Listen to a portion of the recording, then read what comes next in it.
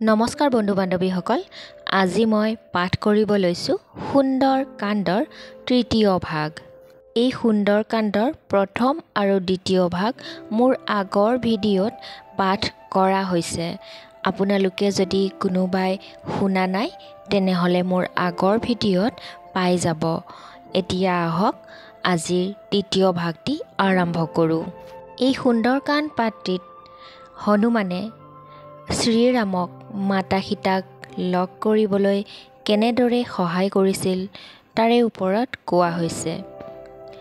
कहु कपि केहि विधि राखो प्राणा, तुम हहु तात कहत अब जाना, तो ही देखी शीतली भाई साती, पुनि मो कहु सोई दिनो सो राती। এই দোহা ফাঁকিত মাতা সীতাই হনুমানক কৈছে, হে হনুমান, কোৱাচোন মইনো কেনেকৈ জীয়াই থাকোঁ? হে বৎস, তুমিও এতিয়া যাবলৈ ওলালা। তোমাক দেখি হৃদয় জোৰ পৰিছিল। এতিয়া মোলৈ আকৌ সেই আগৰ দিন আগৰ ৰাতি ঘূৰি আহিব। जनक होतहि समझाई करी बहुविधि धीरजु दिनः, शरण कमल सिरु नाय कपि गवन राम पहि किनः। হনুমানে বহু প্ৰকাৰে জানকীক প্ৰবোধি ধৈৰ্য ধৰালে আৰু তাৰ পিছত তেওঁৰ পাদপদ্মত সেৱা জনাই শ্ৰীৰামচন্দ্ৰৰ ওচৰলৈ যাত্ৰা কৰিলে। চলত মহাধুনি গৰ্জেছি ভাৰী, গৰ্ভ স্ৰৱহি শুনি নিশিচৰ নাৰী, নাঘি সিন্ধু এহি পাৰহি আৱা, শবদ কিলিকিলা কপিনহ শুনাৱা। যেতিয়া হনুমানে লংকা এৰি যাবলৈ ওলাল সেই সময়ত তেওঁ মহাধ্বনিৰে গৰ্জন কৰিলে। সেই শব্দ শুনি ৰাক্ষসীসকলৰ গৰ্ভস্ৰাৱ হ'বলৈ ধৰিলে। তাৰ পিছত সাগৰ পাৰ হৈ ইপাৰলৈ আহিল আৰু বান্দৰবোৰক কিলকিলনি হৰ্ষধ্বনি শুনালে। হৰষে সব বিলোকি হনুমান, নতুন জন্ম কপিনহ তব জানা, মুখ প্ৰসন্ন তন তেজ বিৰাজা, কিনহেছি ৰামচন্দ্ৰ কৰ কাজা। হনুমানক দেখি সকলোৱে আনন্দিত হ'ল আৰু তেতিয়া বানৰসকলে নতুন জীৱন পালে বুলি ভাবিলে। হনুমানৰ মুখত আনন্দ আৰু শৰীৰত দীপ্তি বিৰাজমান। তাকে দেখি তেওঁলোকে বুজিব পাৰিলে যে তেওঁ শ্ৰীৰামচন্দ্ৰৰ কাম কৰি আহিছে। মিলে সকল অতি ভয়ে সুখাৰী, তলফত मीन पाओ जी मी बारी, सले हरखी रघुनायक पासा, पूछत कहत नवल इतिहासा। এনেদৰে সকলো বান্দৰ সেনাই হনুমানক লগ পাই বৰ সুখী অনুভৱ কৰিলে। যেনেদৰে পানীৰ অভাৱত চটফটাই থকা মাছেহে পানী পালে। তাৰ পিছত সকলোৱে আনন্দিত হৈ নতুন নতুন ঘটনাৰ ইতিহাস বৃত্তান্ত কথা কৈ শ্ৰীৰামচন্দ্ৰৰ ওচৰলৈ যাবলৈ ওলাল। তব মধুবন ভিতৰ সব আয়ে, অংগদ সন্মত মধুফল খায়ে, ৰখৱাৰে জব বৰ জন লাগে, মুষ্টি প্ৰহাৰ হনত সব ভাগে। তাৰ পিছত তেওঁলোকে সকলো মধুবনৰ ভিতৰ সোমাই অংগদৰ অনুমতিত মিঠা ফল খাবলৈ ধৰিলে। ৰখীয়াবোৰে যেতিয়া বাধা দিবলৈ আহিলে তেতিয়া মাৰ খাই সিহঁতো তাৰ পৰা পলাল। যায় পুকাৰে তে সব বন উজাৰ, যুৱৰাজ শুনি সুগ্ৰীৱ হৰষ কপি কৰি আয়ে প্ৰভু কাজ। সিহঁতে গৈ ৰজাক ক'লেগৈ যে যুৱৰাজ অংগদে বন নষ্ট কৰিছে।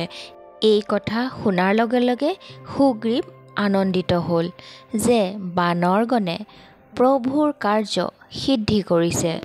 যৌ ন হতি সীতা সুধি পাই, মধুবন কে ফল सकहि की खाई, एहि विधि मन विचार कर राजा, आई गए कपि सहित समाजा। সীতাৰ খবৰ নোপোৱা হ'লে মধুবনৰ ফল খাবলৈ সিহঁতৰ কি সাহস আছে? এইদৰে ৰজা সুগ্ৰীৱে মনতে ভাবি থাকোঁতেই হনুমান লগৰীয়া বানৰসকলৰ সৈতে আহি উপস্থিত হ'লহি। आई सब नहीं नावा पद सीसा, मिलेऊ सब नहीं अति प्रेम कपीसा, पूसी कुशल कुशल पद देखी, राम कृपा भा काजु विशेषी। সকলোৱে আহি সুগ্ৰীৱৰ চৰণত সেৱা জনালে। বানৰৰাজ সুগ্ৰীৱেও সকলোৰে লগত অতি চেনেহেৰে আলিংগন কৰিলে। তেওঁ সকলোকে কুশল মংগলৰ কথা সুধিলে। তেতিয়া বানৰসকলে উত্তৰ দিলে, আপোনাৰ চৰণ দৰ্শন কৰিবলৈ পাই আমি অতি আনন্দিত। শ্ৰী ৰামচন্দ্ৰৰ কৃপাত বিশেষ কাৰ্য সম্পন্ন হ'ল। কাৰ্যত বিশেষ সফলতাও অৰ্জন কৰিলোঁ। नाथ काजु किन्हेउ हनुमाना, राखे सकल कपि नह के प्राणा, सुनी सुग्रीव बहुरी तेहि मिलेउ, कपि नह सहित रघुपति पहिसलेउ। হে নাথ, হনুমানে সমস্ত কাৰ্য সম্পন্ন কৰি সকলো বান্দৰেৰে প্ৰাণ ৰক্ষা কৰিলে। এই কথা শুনি সুগ্ৰীৱে হনুমানক আকৌ আলিংগন কৰিলে আৰু সকলো বানৰেৰে সৈতে শ্ৰী ৰঘুনাথৰ ওচৰলৈ গ'ল। ৰাম কপিনহ জব आवत देखा, किए काजु मन हरख विशेषा, फतिक शिला बैठे दो भाई, परे सकल कपि सड नहीं जाई। কাৰ্য সম্পন্ন কৰি বানৰগণে তেওঁৰ ওচৰলৈ অহা দেখি শ্ৰী ৰামচন্দ্ৰই মনত বৰ সন্তোষ লাভ কৰিলে। দুয়ো ভাই স্ফটিক শিলাৰ ওপৰত বহি আছিল। সকলো বানৰে গৈ তেওঁলোকৰ চৰণত সেৱা জনালে। प्रीति सहित सब भेटे रघुपति करुणापुंज, पूसी कुशल नाथ अब कुशल देखि पदकंज। দয়াময় শ্ৰী ৰঘুনাথে সকলোকে আলিংগন কৰি কুশল মংগলৰ কথা সুধিলে। বানৰসকলেও ক'লে, হে প্ৰভু, আপোনাৰ চৰণ কমল দৰ্শন লাভ কৰি আমি এতিয়া কুশলেই আছোঁ। जामवंत कह सुनु रघुराया, जा पर नाथ करहु तुम हदाया, ताहि सदा शुभ कुशल निरंतर, सुर नर मुनि प्रसन्नता उपर। জাম্বৱানে ক'লে, হে শ্ৰী ৰঘুনাথ, শুনক, যাৰ ওপৰত আপুনি দয়া দৃষ্টি কৰে তেওঁৰ সদায় কল্যাণ হয় আৰু তেওঁ নিৰন্তৰ কুশলেই থাকে। দেৱতা, মনুষ্য আৰু মুনিও তেওঁৰ প্ৰতি সুপ্ৰসন্ন হৈ থাকে। স্বয়ো বিজয়ী বিনয়ী গুণসাগৰ, तासु सुजसु त्रैलोक उजागर, प्रभु की कृपा भयो सबु काजु, जन्म हमारा सुफल भ आजु। তেওঁৱেই বিজয়ী, বিনয়ী আৰু গুণৰ সাগৰ হৈ পৰে। তেওঁৰেই সুযোগ তিনিও লোকত প্ৰকাশ পায়। প্ৰভুৰ কৃপাত সকলো কাম হ'ল। আজি আমাৰ জন্মও সাৰ্থক হ'ল। नाथ पवन सुत किनहि जो करनी, सहसहु मुख न जाई सो बरनी। पवन तनय के सरित सुहाए, जाम्बवंत रघुपति सुनाए। হে নাথ, পৱন পুত্ৰ হনুমানে যি কাম কৰিলে সহস্ৰ মুখেও তাৰ বৰ্ণনা কৰি শেষ কৰিবই নোৱাৰি। তাৰপিছত জাম্বৱানে হনুমানৰ সুন্দৰ চৰিত্ৰৰ কাৰ্যাৱলী ৰঘুপতিক শুনালে। सुनत कृपानिधि मन अति भाये, पुनि हनुमान हरहि हियलाए। कहहु तात केहि भाति जानकी, रहति करति रस्सा स प्राणकी। হনুমানৰ সেই কাৰ্যাৱলী শুনি কৃপানিধি শ্ৰী ৰামচন্দ্ৰই মনত বৰ ভাল পালে। আনন্দিত হৈ তেওঁ হনুমানক পুনৰ এবাৰ বুকুত সাৱটি ধৰি ক'লে, হে বৎস, কোৱাচোন সীতা কেনেদৰে আছে আৰু কেনেকৈ নিজৰ প্ৰাণটো ৰক্ষা কৰি আছে। नाम पाहरु दिवस निशि ध्यान तुम्हार कपात, लोचन निज पद जंत्रित जाहि प्राण केहि बात। হনুমানেও শ্ৰী ৰামচন্দ্ৰক ক'লে, আপোনাৰ নামেই ৰাতিয়ে দিনে পহৰা দি থাকে। আপোনাৰ ধ্যানেই দুৱাৰ। তেওঁৰ চকু দুটা সকলো সময়তে নিজৰ চৰণত ৰাখে। সেয়েহে কপাতৰ তলাৰ দৰে আবদ্ধ কৰি ৰাখিছে। গতিকে প্ৰাণ যাব বিচাৰিলেও কোনটো বাটেৰে যাব? चलत मोहि चूड़ामणि दिनहि रघुपति हृदय लाय सोई ले नहीं नाथ जुगल लोचन भैरी बारी बसन कहे कसु जनक कुमारी। আহিবৰ সময়ত মা সীতাই মোক চূড়ামণি এপদ খুলি দি পঠাইছে। শ্ৰী ৰঘুনাথে সেই চূড়ামণি পদ লৈ বুকুত সাৱটি ল'লে। হনুমানে পুনৰ ক'লে, হে নাথ, তেওঁ চলচলীয়া চকুৰে মোক কিছু কথা ক'লে। अनुज समेत गहिहु प्रभु शरणा दीन बंधु प्रणतारति हरणा मन क्रम वसन शरण अनुरागी केहि अपराध नाथ हो त्यागी। এই দোহাফাকিত কৈছে যে মাতা সীতাই হনুমান যেতিয়া লংকা এৰি আহিব খুজিছিল তেতিয়া তেওঁ কিছুমান কথা কৈ পঠিয়াইছিল শ্ৰীৰামৰ বিষয়ে। ভাতৃৰ সৈতে প্ৰভুৰ চৰণত ধৰিবা আৰু ক'বা যে আপুনি দীনবন্ধু শৰণাগতৰ দুখ হৰণ কৰোতা আৰু মই মন বচন আৰু কৰ্মৰে আপোনাৰ চৰণ অনুৰাগিনী। তথাপিও প্ৰভুৱে মোক কি অপৰাধৰ কাৰণে ত্যাগ কৰিলে? অবগুণ এক মূৰ মই মানা বিচুৰত প্ৰাণ ন কিন্হ পয়ানা নাথোচ নয়নহি কো অপৰাধা নিচৰত প্ৰাণ কৰহি হতি বাধা। হয়, মোৰ এটা দুখ। মই অৱশ্যে মানি লৈছোঁ যে আপোনাৰ পৰা বিচ্ছেদৰ লগে লগেই মোৰ প্ৰাণ গুচি নগ'ল, কিন্তু হে নাথ, এই ক্ষেত্ৰত চকু দুটাহে অপৰাধী, যিয়ে প্ৰাণ ওলাই যোৱাত বাধা দিছে।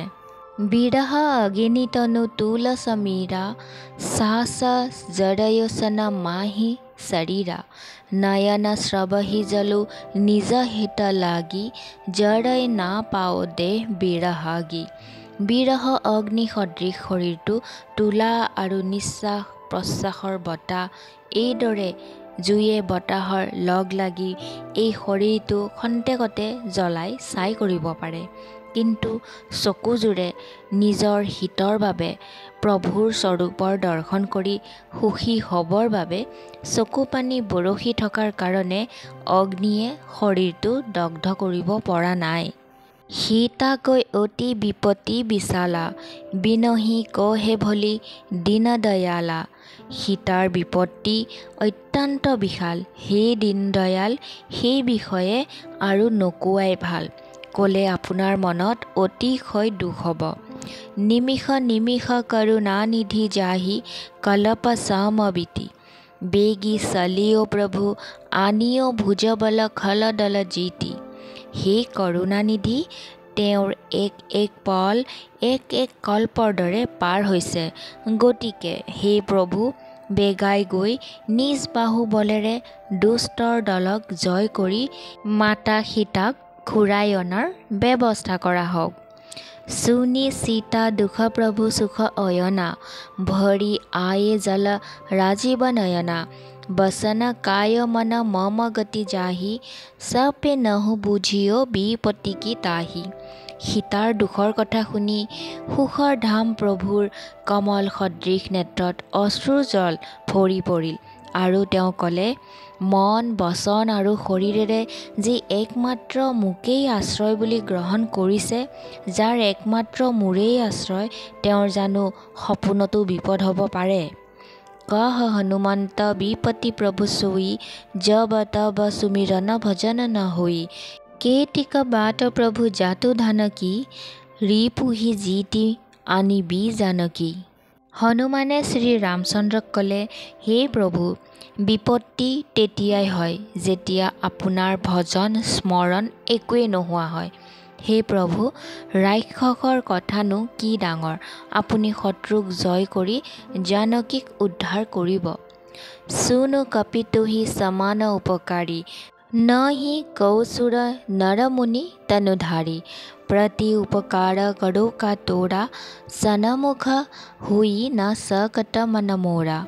এই কথা শুনি শ্ৰী ৰামচন্দ্ৰই হনুমানক ক'লে, হে হনুমান, শুনা, দেৱতা মনুষ্য আৰু মুনি আদি কোনো শৰীৰধাৰীয়ে তোমাৰ সমান মোক উপকাৰ কৰিব পৰা নাই। মই তোমাৰ উপকাৰৰ কথা কেনেদৰেনো প্ৰকাশ কৰিম। চুনো চুত তহি উৰিন মই নাহি, দেখো কৰি বিচাৰ মন মাহি, পুনি পুনি কপিহি চিতব সুৰত্ৰাতা, লোচন নীৰ পুলক অতি গাতা। হে পুত্ৰ শুনা, মই মনতে যথেষ্ট বিচাৰ কৰি পাইছোঁ যে মই তোমাৰ পৰা ঋণমুক্ত হ'ব নোৱাৰোঁ। দেৱতাসকলৰ ৰক্ষক প্ৰভুৱে বাৰে বাৰে হনুমানৰ ফালে চাই আছে। তেওঁৰ চকু প্ৰেমাশ্ৰুৰে চলচলীয়া আৰু শৰীৰ অতি পুলকিত হ'ল। শুনি প্ৰভু বচন বিলকি মুখ গাত, হৰসি হনুমন্ত, শৰণ পৰেও প্ৰেমাকুল ত্ৰাহি ত্ৰাহি ভগৱন্ত। প্ৰভুৰ এনে কথা শুনি আৰু তেওঁৰ প্ৰসন্ন মুখ আৰু পুলকিত শৰীৰ দেখা পাই হনুমান আনন্দিত হ'ল আৰু প্ৰেমত বিহ্বল হৈ হে ভগৱান মোক ৰক্ষা কৰক বুলি কৈ শ্ৰী ৰামচন্দ্ৰৰ চৰণত পৰিল। বাৰ বাৰ প্ৰভু সহায় উঠাৱা, প্ৰেম মগন তেহি উঠব ন ভাৱা। প্ৰভু কৰ পংকজ কপিকে সীসা, সুমিৰি সৌদশা মগন গৌৰীসা। প্ৰভুৱে তেওঁক বাৰে বাৰে তুলিবলৈ বিচাৰে, কিন্তু প্ৰেমত মগ্ন হনুমান ভগৱানৰ চৰণৰ পৰা উঠিবই নোখোজে। সেই সময়ত প্ৰভুৰ কৰকমল হনুমানৰ শিৰত আৰু সেই দৃশ্যক স্মৰণ কৰি শিৱও প্ৰেমত মগ্ন হৈ পৰিল। সাৱধান মন কৰি পুনি শংকৰ, লাগে कहन কথা অতি সুন্দৰ। কপি উঠাই প্ৰভু হৃদয় লগাৱা, কৰগহি পৰম নিকট বৈঠাৱা। তাৰ পিছত মনক সাৱধান কৰি শংকৰে অতি সুন্দৰ কথা ক'বলৈ ধৰিলে। হনুমানক তুলি লৈ প্ৰভুৱে বুকুত সাৱটি ধৰিলে আৰু হাতত ধৰি তেনেই ওচৰতেই বহুৱালে। कहु कपि रावण पालित लंका, केहि दीधि दहेउ दुर्ग अति बंका। প্ৰভু প্ৰসন্ন জন হনুমানা, বোলা বচন বিগত অভিমানা। তাৰপিছত সুধিলে, হে হনুমান, কোৱাচোন ৰাৱণৰ দ্বাৰা সুৰক্ষিত লংকা আৰু তাৰ সুদৃঢ় দুৰ্গত তুমি কেনেকৈ জুই লগালা? প্ৰভুক প্ৰসন্ন কৰি জানি হনুমানে অভিমান ৰহিত হৈ খা কৈ বৰি মনুচাই, খাতে খা পৰি যাই। নাঘি সিন্ধু হাত কপুৰ জাৰা, নিশিচৰ গণবধি বিপিন উজাৰা। হে প্ৰভু, বান্দৰৰ একমাত্ৰ এইটোহে পুৰুষাৰ্থ হ'ল যে সি এটা ডালৰ পৰা আন এটা ডাললৈ যাব পাৰে। মই সমুদ্ৰ পাৰ হৈ সোণৰ নগৰ জ্বলালোঁ আৰু বহুতো ৰাক্ষসক বধ কৰি অশোক বনখনো নষ্ট কৰিলোঁ। সো সব তব প্ৰতাপ ৰঘুৰাই, নাথ ন কছো মৰি প্ৰভু তাই। হনুমানে ক'লে, সেই সকলোবোৰতেই আছে মোৰ শ্ৰী ৰঘুনাথ। আপোনাৰহে প্ৰভুত্ব প্ৰকাশ পাইছে। হে নাথ, মোৰ প্ৰভুত্ব গৌৰৱ কৰিবলগীয়া একোৱেই নাই। তা कहु প্ৰভু কছো, আগম নহি যা পাৰ, তুমহ অনুকল। তব প্ৰভাৱ বৰৱান লহি, জাৰি সকৈ খলু তুল। হে প্ৰভু, যাৰ প্ৰতি আপুনি প্ৰসন্ন তাৰ কাৰণে একোৱেই অসম্ভৱ নহয়। আপোনাৰ প্ৰভাৱত তোলায়ো যি নিজেই শীঘ্ৰ জ্বলনশীল বস্তু বাৰবানল নিশ্চয় দহন কৰিব পাৰে, অৰ্থাৎ অসম্ভৱো সম্ভৱ হ'ব পাৰে। নাথ ভগতি অতি সুখদায়িনী, দেহু কৃপা কৰি অনপায়িনী। শুনি প্ৰভু পৰম সৰল কপি বাণী, এৱমস্ত তব কহেউ ভৱানী। হে নাথ, মোক অতি সুখদায়িনী আপোনাৰ প্ৰতি অচলা ভক্তি প্ৰদান কৰক। হনুমানৰ অতিশয় সৰল কথা শুনি হে ভৱানী প্ৰভু শ্ৰী ৰামচন্দ্ৰই এৱমস্ত সেই হওক বুলি ক'লে। উমা ৰাম সুভাও যেহি জানা, তাহি ভজনো তজি ভাৱন আনা। यह संबद जसु उर आवा, रघुपति शरण भगति सोई पावा। হে উমা, যিজনে শ্ৰী ৰামচন্দ্ৰৰ স্বভাৱ বুজি পায় সেইজনেই ভক্তিৰ বাহিৰে আন একোকেই ভাল নাপায়। এই স্বামী আৰু সেৱকৰ সংবাদে যাৰ অন্তৰত স্থান পালে তেওঁ শ্ৰী ৰঘুনাথৰ চৰণত ভক্তিও লাভ কৰিলে। सुनी प्रभु वसन कहहि कपि वृंदा, जय जय जय कृपाल सुखकंदा। तब रघुपति कपिपति ही बुलावा, कहा चलै कर करहु बनावा। প্ৰভুৰ এনে কথা শুনি বানৰগণে ধ্বনি দিবলৈ ধৰিলে, আনন্দৰ মূল কৃপাময় শ্ৰীৰামচন্দ্ৰৰ জয় হওক জয় হওক জয় হওক। তাৰ পিছত প্ৰভুৱে সুগ্ৰীৱক মতাই আনি ক'লে, প্ৰস্থান কৰিবৰ বাবে সাজু হোৱা।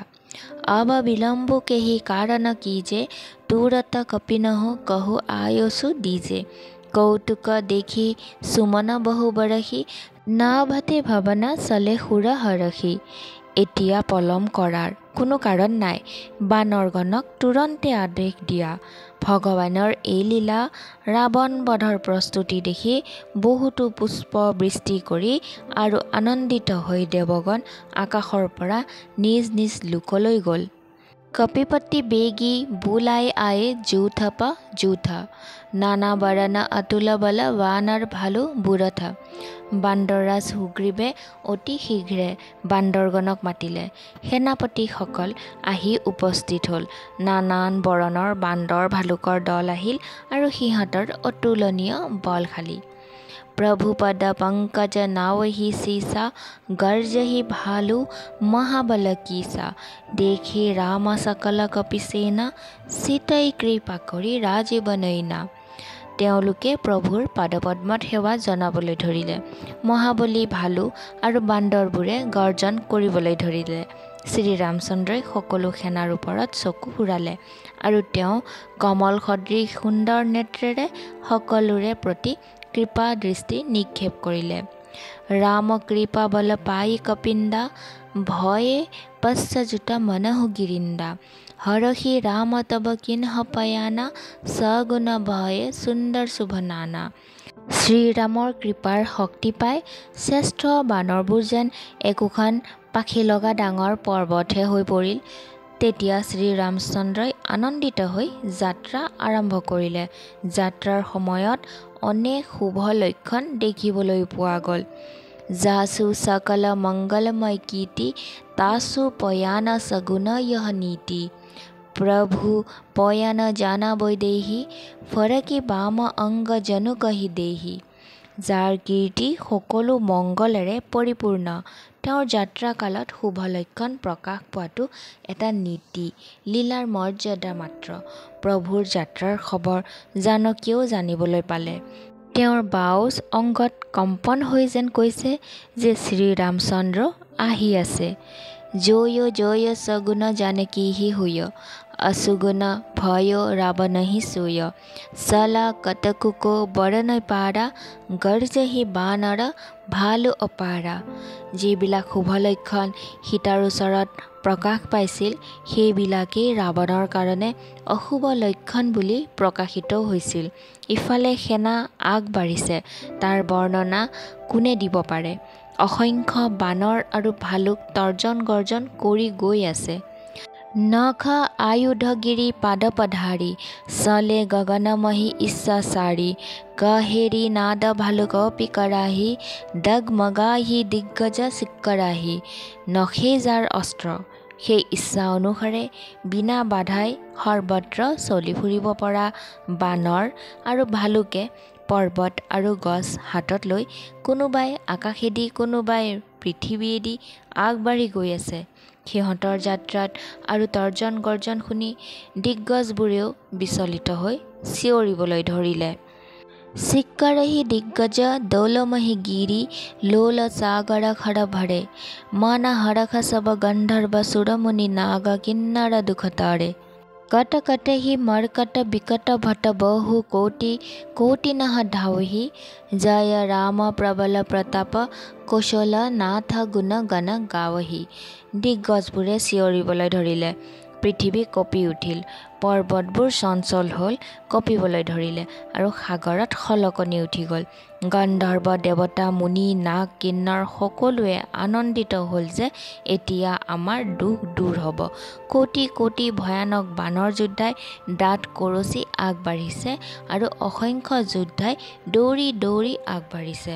প্ৰবল প্ৰতাপী কৌশলনাথ শ্ৰীৰামচন্দ্ৰৰ জয় হওক বুলি জয় ধ্বনি দি তেওঁৰ যশ গুণ গাইছে।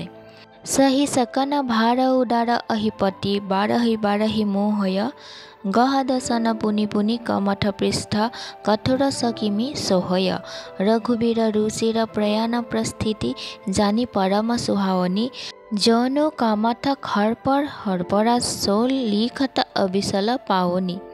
উদাৰ পৰম শ্ৰেষ্ঠ আৰু মহান সৰ্পৰাজ শেষনাগেও সেনাগণৰ ভাৰ সহিব নোৱাৰি বাৰে বাৰে মোহিত ব্যাকুল হৈ আৰু বাৰে বাৰে কাছৰ কঠিন পিঠিত কামোৰ মাৰি খোপনি পুতিবলৈ বিচাৰিছে। এনে কাৰ্য কৰাত অৰ্থাৎ বাৰে বাৰে কামোৰ মাৰি কাছৰ পিঠিত আঁচ পাৰি থকাটো এনে সুন্দৰ লাগিছিল যেন শ্ৰীৰামচন্দ্ৰৰ যাত্ৰা পৰম সুন্দৰ বুলি জানি অনন্ত নাগেও তাৰ অচল পবিত্ৰ বৰ্ণনা কাছৰ পিঠিত লিখিছে। বন্ধু বান্ধৱীসকল, আজি সুন্দৰকাণ্ড পাঠৰ তৃতীয় ভাগটি ইয়াতেই সামৰণি মাৰিলোঁ। মোৰ আহিবলগীয়া ভিডিঅ'ত এই সুন্দৰকাণ্ডৰ চতুৰ্থ ভাগটি আকৌ শুনিবলৈ পাব। যদি আপোনালোকৰ এই সুন্দৰকাণ্ড পাঠটি শুনি ভাল লাগিছে তেনেহ'লে চেনেলটো ছাবস্ক্ৰাইব কৰি ৰাখিব আৰু লাইক শ্বেয়াৰ কৰি দিব আৰু কমেণ্টত জয় হনুমান বুলি লিখিলেই হ'ব। তেনেহ'লে আজিলৈ আহিছোঁ। ধন্যবাদ। জয় হনুমান, জয় শ্ৰীৰাম।